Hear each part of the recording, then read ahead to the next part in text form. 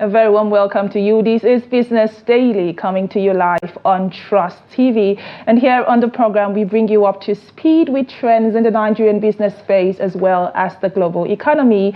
And we are definitely set to do just that in today's edition of the program. My name is Chiamaka Enendu. Let's start off as usual by bringing to you major headlines that have made the news this hour.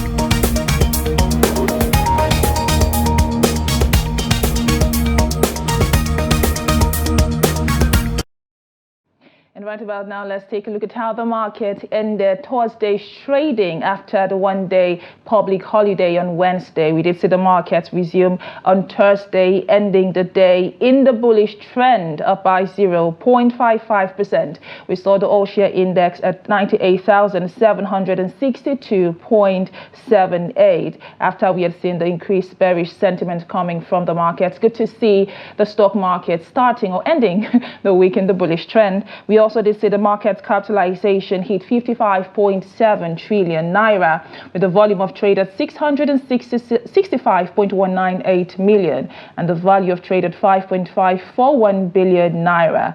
We also did see 8,446 deals exchange hands on the floor of the exchange. And now to the top gainers from Thursday, where in total we saw about 29 gainers against 14 losers, with Prisco topping the gainers chart, up by 10.00%, going for 229 naira 90 kobo per share price.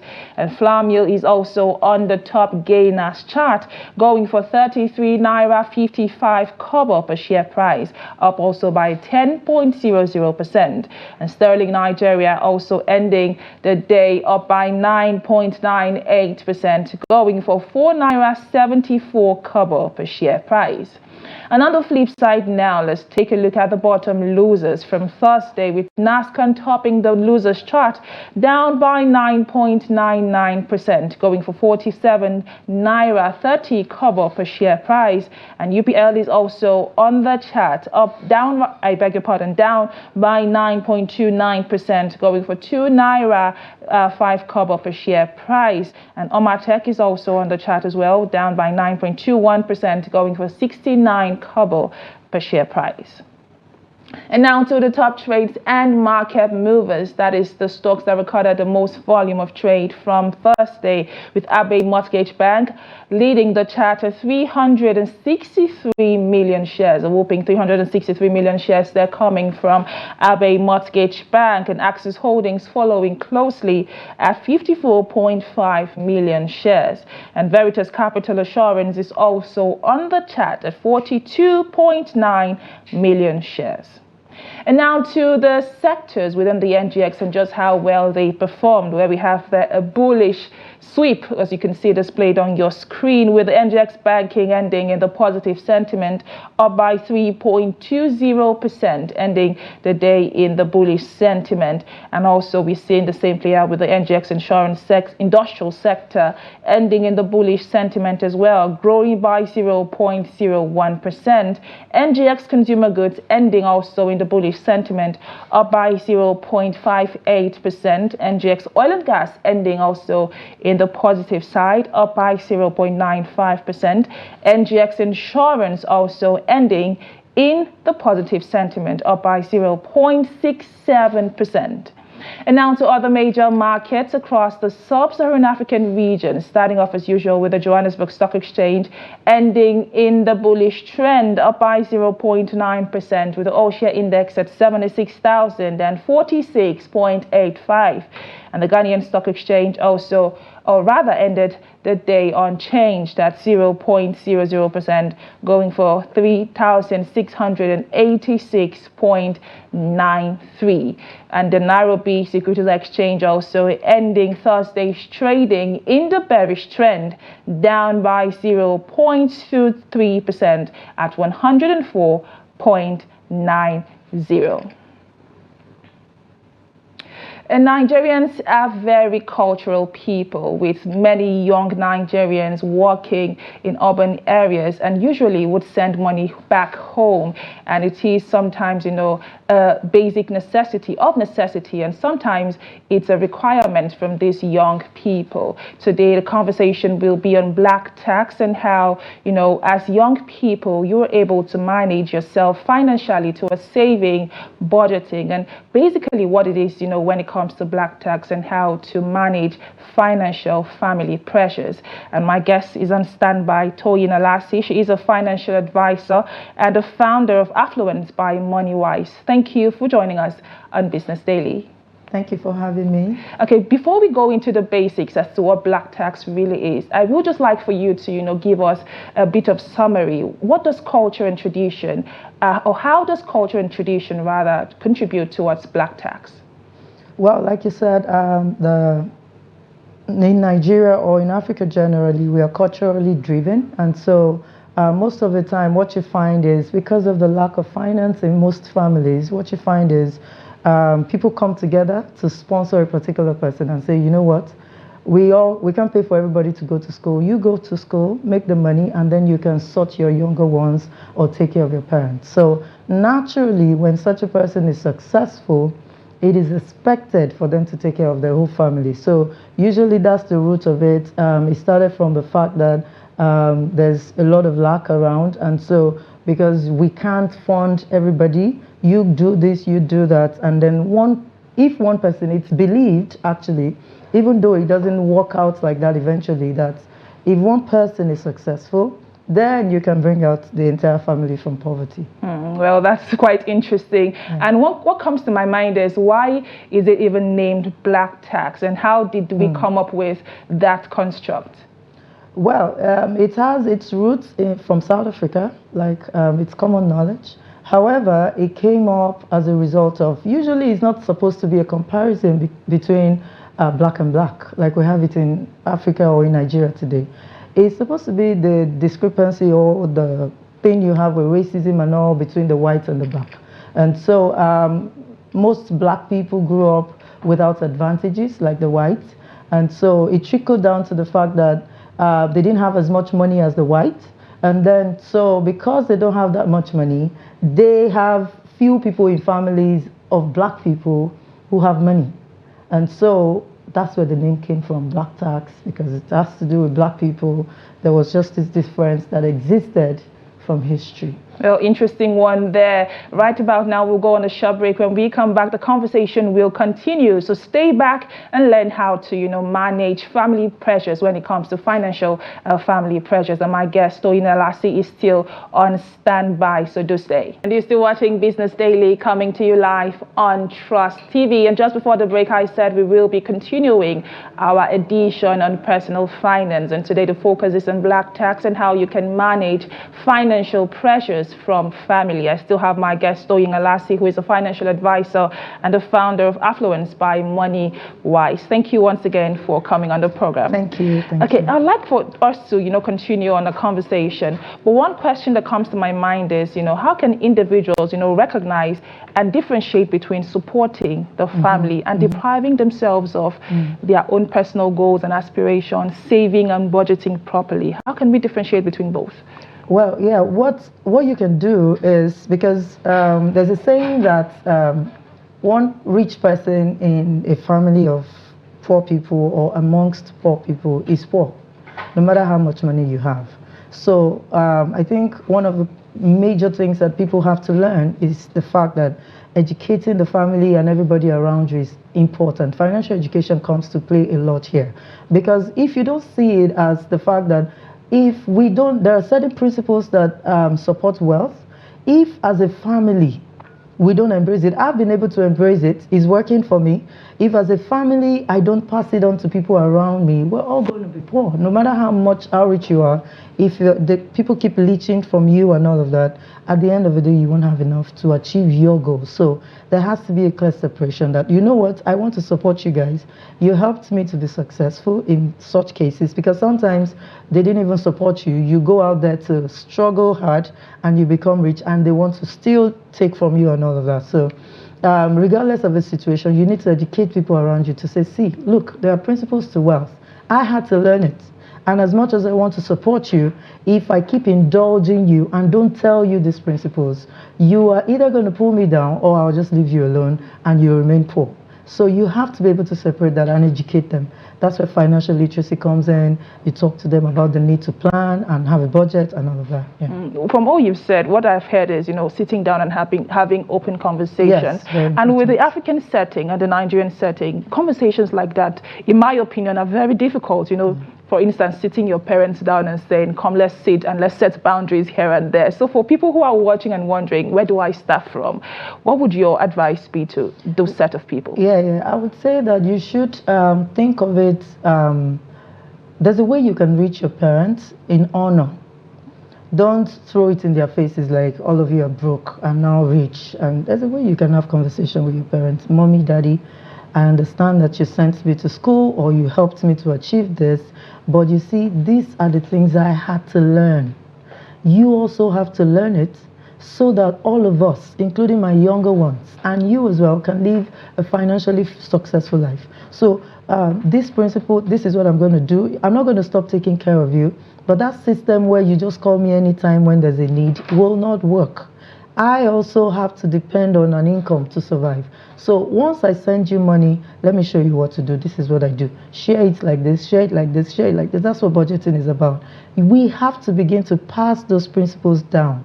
Whether parents, it is in the way you communicate it with honor. Don't throw it in their faces like, why didn't they do? A lot of young people feel like, why didn't my parents just do the Gen Zs? Why don't I just have rich parents? Why didn't they learn these things? Blah, blah, blah, blah. And then you throw, no, it won't work. Because really, they supported you. Even if they don't support you, you came through them to the earth. So honor has to be in place. So you communicate it gradually. Don't say, oh, I don't have money. Oh, no. Show them that this is how you divide it. That's what I have to do to be able to give to you. If you're not doing that as well, and every time you have a need, whether it is your need, some parents, even when it is their sister's need, they want their rich son in the city to sort it out. You have to communicate and explain to them that no, so that in the next 5 years, 10 years, we are all rich together. We need to do that. Indeed. From all you've said, I am curious, are there some, simple, I should say, simple financial planning tools? Or what are the basic formula for, saving and budgeting, basically, for people who are watching and wondering, where do I even start from? Okay, how do I plan my money better moving forward? Yeah, okay, so just start from, first of all, knowing your sources of income. How much do you earn? And what are the responsibilities you have to sort? So we're talking about black tax here. Are you the one training your brother in school? Are you paying rent for your parents? Whatever it is your bills are, come up with your total income, your total bills. Now, understanding a few things will help. For example, rent is not an annual bill. It's a monthly bill. In Nigeria, it's annual, I believe. Yeah, you pay annually, but it's a monthly bill. Oh, I understand. I understand. So you set money aside monthly. For rent, monthly. That's where budgeting comes in. So if you have to pay mommy and daddy's rent plus your rent, you put the figure together and say, how much is it? If it's 2 million, for example, divide it by 12. Every month you have to save that amount up. Otherwise, if you see that your income cannot support the two, it's probably because either daddy and mommy are living in a house too expensive for their income, or you are living in a house that is too expensive. So a lot of things have to come to play. You have to sit down to say, for example, it's recommended that you should save 20% of your income. You have to pay yourself. Because if you don't set a portion of your income aside, what would you meet in the future? I've found out that a lot of people expect success to be magical, but it isn't. It has to be designed. So if you're going to be really rich in 5 years' time, where is your budget? How much of it of your income are you saving? What percentage goes to family? What percentage goes to investing? Both of them have to be happening. So you initially may not be much. Maybe your 5% or 10% comes to 5,000. Start investing it in something as simple as the money market. Keep building it up. You can do that from the comfort of your phone. You must, the bottom line is we have to start embracing these principles of wealth, which includes budgeting, having a financial plan. I keep talking about 5 years' time. It's a long-term plan, something you're working towards, and then you make a budget, which is a tool that helps you to walk towards that goal. Because once you say, oh, I want to have, let's say, 50 million in 5 years' time, how do I achieve that? How much do I earn? That's where budgeting comes in. I'll save this, I'll save this. Oh, I don't earn enough. That means I have to start looking at other sources of income or see how I can grow fast on my job.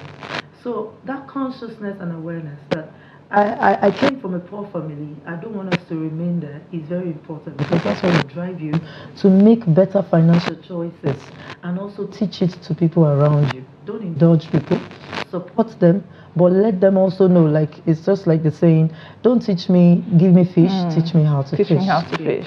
Okay, and like I would want for us to, touch on the different misconceptions you may have heard in the course of your job that people have accorded to black tax. I understand that most family, I'm speaking from my own experience now, most family members, feel entitled to your money. But let's hear from you now, with your interactions with people who are willing to learn about financial freedom and liberty. What misconceptions do they usually have when it comes to black tax? Yeah, one of the first one is what you said, entitlement. People feel like, oh, you're responsible for my financial success in a family, but that's not true. You are responsible for your financial success. Even though when I am successful, it will touch people around me, but that's because I want it to touch them. It has to be a choice that I make. I'm not supposed to be forced to take on your bills.